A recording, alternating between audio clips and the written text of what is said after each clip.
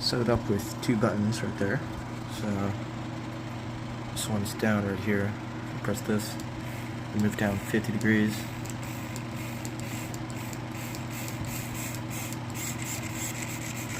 There's a little problem when it gets closer. It's a range from 100 to 700 degrees. So let's set it back up.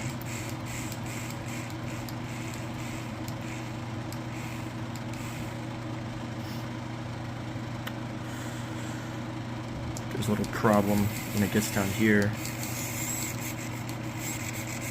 Can't quite get to the angle because of that formula I gave it earlier. It has to reach the max speed in the middle. When the error is halved, it has to reach the max speed, which should be moving slower since the error is so small right here. But